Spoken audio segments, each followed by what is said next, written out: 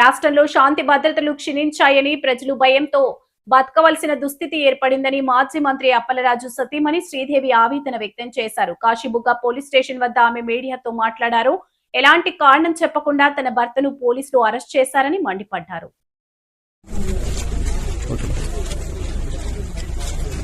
ప్రజారాజ్యం ఎక్కడికి వెళ్తుందో తెలియట్లేదు. లా అండ్ ఆర్డర్ అయితే అస్సలు కరెక్ట్ గా లేదు అనుకుని చెప్పగలను.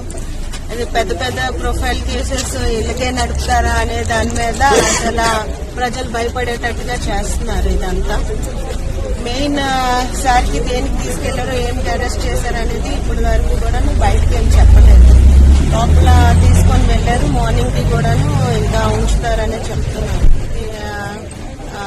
బాబుని తీసుకెళ్లిన రోజు నుంచి కూడాను సార్కి అలాగే బ్యాక్ హ్యాండ్ గా పోలీసు వాళ్ళు అలాగా వెనకాతలు వస్తూనే ఉన్నారు. కానీ ఈ మొత్తానికి చెప్పాల్సింది ఏంటనుకుంటున్నానంటే యాక్సిడెంట్స్ కేసెస్ చాలా జరుగుతున్నాయి. ప్రతి ఒక్క దాని మీద కూడాను మీరు చర్యలు తీసుకొని ఎలాగా అందరికి తీసుకొని వచ్చేసి ఎక్స్గ్రేషియా కింద 10 లక్షలు ఇస్తున్నారు. ప్రతి యాక్సిడెంట్ కేసుల దగ్గరికి మీరు వెళ్లేసి వాళ్ళంతా కూడా చూసుకొని ఆ పేద కుటుంబానికి కూడాను మీ అందరూ కూడా కాపాడుకోవాలనుకొని చెప్పి ఏమని మార్నింగ్ 6:30 అని అలాగేం చెప్పలేదు. కానీ అలా కంటిన్యూ అవుతుంది. లాయర్ కూడా లోపల ఉన్నారు. బయటకు వచ్చాను. మీడియా అడిగితే తెల్లవారు మార్నింగ్ 6:30 అని చెప్పారు.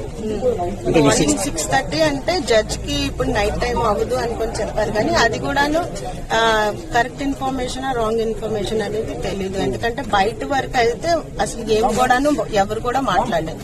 అక్కడ ఉన్న పోలీస్ బెటాలియన్ మొత్తం కూడాను బయట నుంచి వచ్చింది. మనకి లోపల ఉన్న పోలీస్ బెటాలియన్ బయట ఉన్నది మొత్తం వేరే వేరేగా ఉంది. సో అది కరెక్ట్ ఇన్ఫర్మేషన్ అనేసి నేను అనుకోవట్లేదు. అందుకనే అడ్వకేట్ లోపలే ఉన్నారు సార్ తో పాటే. నేను మామూలుగా బయటకు అయిపోవచ్చు అని అనుకుంటున్నాం. అందుకనే మా వాళ్ళందరం కూడాను ఇక్కడే ఉండి వెయిట్ చేస్తున్నాం.